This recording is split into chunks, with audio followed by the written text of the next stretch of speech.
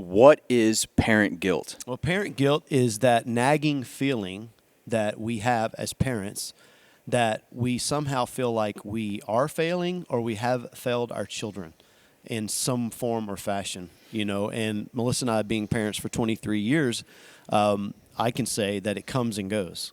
And there's times when you feel more guilty than others.